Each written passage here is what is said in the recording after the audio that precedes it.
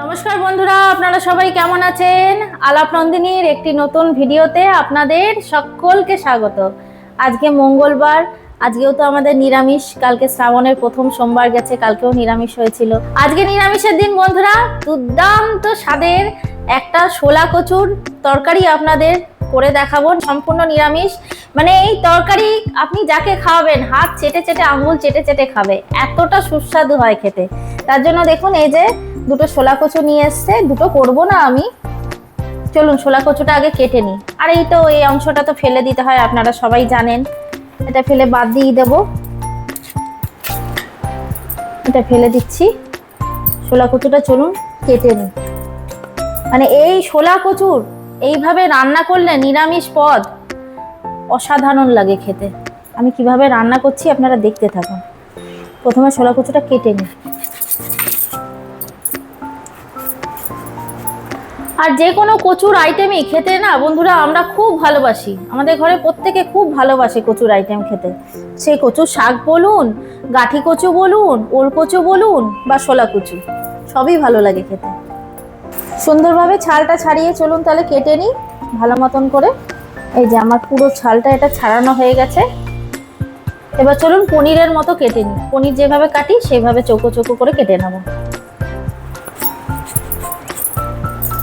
এই ঝুড়িটার মধ্যে কেটে নেব।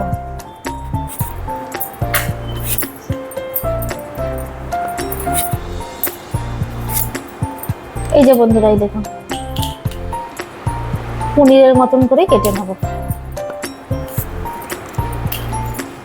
বন্ধুরা, এই শোলা কচুর নিরামিষ রেসিপিটা করার জন্য আমি একটা বিশেষ মশলা ব্যবহার করব। আপনারা দেখতে থাকুন সেই মশলাটা কি। এই মশলাটা দিয়ে রান্না করলে না জাস্ট একদম অসাধারণ হয় খেতে। আর আমার এই রান্নাগুলো, আমার ভিডিওগুলো যদি ভালো লাগে বন্ধুরা, একটা লাইক আর শেয়ার করে পাশে থাকবেন। আর যারা নতুন বন্ধু এখনও চ্যানেলটিকে সাবস্ক্রাইব করেননি তারা প্লিজ একটু সাবস্ক্রাইব করে পাশে থাকবেন। আমিও সবার পাশে থাকব। বন্ধুরা, শোলা কচুটা পনিরের মতন করে কেটে নিয়েছি, ধুয়ে নিয়েছি। আর সাথে যে আলুও কেটে নিয়েছি, আলুটাও ধুয়ে রেখেছি। এবার কড়াইতে জল দিয়েছি, জলের মধ্যে এবার শোলা কচুটা সেদ্ধ করে নেব। শোলা কচু খেলে তো গলা চুলকানোর সম্ভাবনা থাকেই, তা এইভাবে সেদ্ধ করবেন লবণ আর হলুদ দিয়ে, তাহলে কিন্তু গলাটা চুলকাবে না। একটু লবণ দিয়ে দেবো, এটা সেদ্ধ করে নিই। চলুন এইদিকে শোলা কচুটা সেদ্ধ হোক, ততক্ষণে বন্ধুরা আমি ওই বিশেষ মশলাটা করে নিই। এই যে এই হচ্ছে সেই বিশেষ মশলা। গোটা জিরে, ধনে, দুটো শুকনো লঙ্কা নিয়েছি, দারচিনি আর এলাচ। এটা একটু শুকনো খোলায় ভেজে নেব। এই বিশেষ মশলা দিয়ে শোলা কচুটা একবার রান্না করে খেয়ে দেখবেন, হাত চেটে চেটে খাবে সবাই, হেভি হয় খেতে। খোলায় ভাজা হয়ে গেছে, মশলাটা খুব সুন্দর গন্ধ বেরিয়েছে। এবার মশলাটাই প্লেটটার মধ্যে তুলে নেব। এই যে বন্ধুরা, শুকনো খোলায় ভাজলাম মশলাটা, এটা এবার শিলের মধ্যে নিয়ে নেব।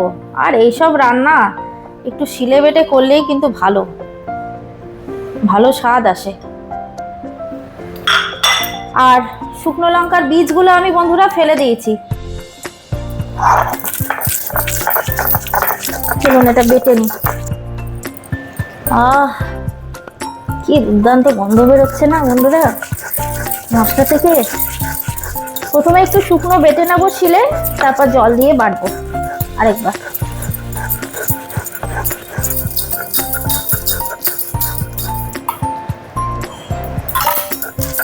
এবার জল দিয়ে বেটে নিচ্ছি। মশলার সাথে এই আদা কাঁচা লঙ্কাও বেটে নেব। 4টে কাঁচা লঙ্কা আর আদা নিয়েছি, এটাও বেটে নিই। চলো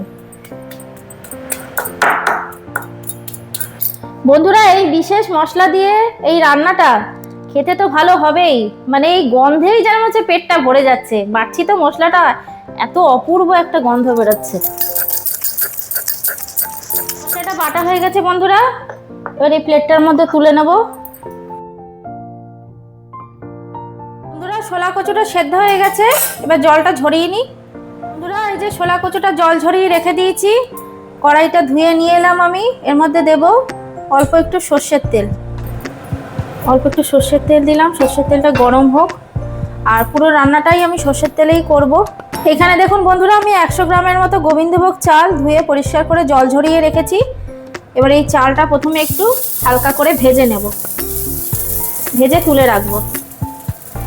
বন্ধুরা, ছোলা কচু তো আপনারা অনেক রকম ভাবেই খেয়েছেন, এইভাবে একবার রান্না করে খেয়ে দেখবেন, এর স্বাদ মুখে লেগে থাকার মতন।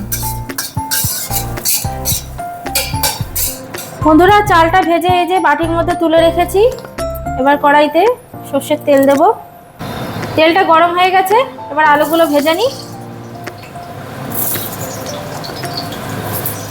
আলুটা লবণ দিয়ে লাল করে ভেজে নিয়েছি, এবার আলুটা তুলে নেব।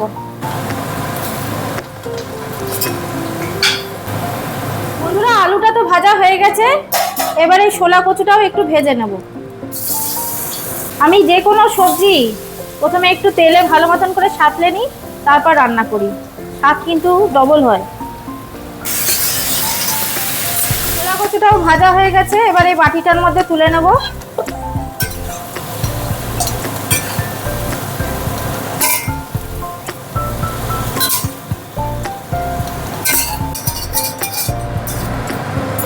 তেলটা গরম হয়ে গেছে, এবার ফোড়ন দেব গোটা জিরে আর তেজপাতা। ফোড়নটাকে সুন্দর মতন করে ভেজে নেব। বন্ধুরা, ফোড়নটা ভাজা হয়ে গেছে, এবার এখানে একটা বড় সাইজের টমেটো কুচি করে রেখেছি, টমেটোটা দিয়ে দেবো। যাতে গলা না ধরে প্রথমে তো লবণ হলুদ দিয়ে সেদ্ধ করেছি, এবার এই টমেটোটা দিলাম। আর কিন্তু ছোলা কচু খেলে গলা ধরবে না। টমেটোটা এবার একটু নরম করে ভেজে নেব। টমেটোটা ভাজা হয়ে গেছে, এবার বেটে রাখা মশলাটা দিয়ে দেবো। জল দিয়ে পেটটা ধুয়ে দিয়ে দেবো। এবার মশলাটাকে কষিয়ে নেব। এই মশলাটা কষাতে কষাতে এবার দিয়ে দেবো পরিমাণ মতো লবণ আর হলুদ। বন্ধুরা, গন্ধ বেরোচ্ছে, ও দারুণ গন্ধ বেরোচ্ছে। মশলাটা আর একটু কষিয়ে নিই। বন্ধুরা, মশলাটা ভালো মতন কষানো হয়ে গেছে, এবার আমি এর মধ্যে দিয়ে দেবো এই যে এক বাটি ছোলা নিয়েছি, ছোলাটা আমি লবণ দিয়ে সেদ্ধ করে রেখেছি, ছোলাটা দিয়ে দেবো। আর দিয়ে দেবো এই যে গোবিন্দভোগ চালটা ভেজে রেখেছিলাম, চালটাও দিয়ে দেবো। বন্ধুরা, আমি গ্যারেন্টি দিচ্ছি, যে কোনো আমিষ রান্নাকে এই নিরামিষ রান্না হার মানাবে। আমি গ্যারেন্টি দিয়ে বলছি বন্ধুরা, আপনারা খেয়ে দেখবেন। এবার আমি দিয়ে দেবো এর মধ্যে ভাজা ছোলা কচুটা আর ভেজে রাখা আলুটা। এবার ভালো মতন করে নাড়িয়ে চাড়িয়ে নিতে হবে। এবার বন্ধুরা দিয়ে দেবো মিষ্টি, 1 চামচ মিষ্টি দিলাম। আর নিরামিষের দিনে এরকম একটা রেসিপি থাকলে আর কি লাগে বলুন তো বন্ধুরা, এটাই মানে পুরো ভাতটা খাওয়া হয়ে যায় সুন্দর করে। আর এদিকে জল গরম বসিয়েছি তরকারিতে দেওয়ার জন্য, জলটা গরম হোক।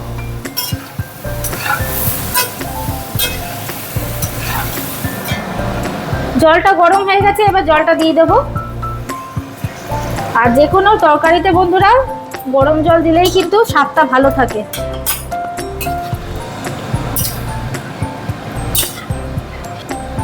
জল দেওয়া হয়ে গেছে, এবার ঢাকা দিয়ে রাখবো, গোবিন্দভোগ চালটা সেদ্ধ হয়ে যাবে।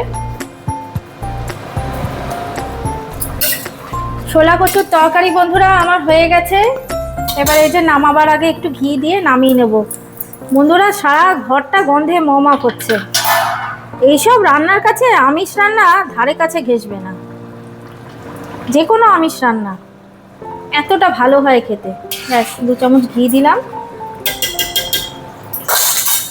এবার একটু নাড়িয়ে গ্যাসের ফ্লেমটাকে অফ করে ঢাকা দিয়ে কিছুক্ষণ রেখে দেবো। বন্ধুরা, এবার ঢাকনাটা তুলি, আপনাদের বেড়ে দেখাচ্ছি বাটিতে। ওফ, এত দুর্দান্ত হয়েছে না খেতে। আমি একটু টেস্ট করে দেখেছি লবণ মিষ্টি সব ঠিক আছে কিনা। এতটা ভালো হয় খেতে এই ছোলা কচুর তরকারি, এই সিক্রেট মশলা দিয়ে দারুণ দারুণ হয়। গন্ধ বেরোচ্ছে অপূর্ব। ভাজা মশলা, গোবিন্দভোগ চালের গন্ধ মানে মিলেমিশে একাকার হয়ে গেছে বন্ধুরা। এই যে কি গন্ধ বেরোচ্ছে।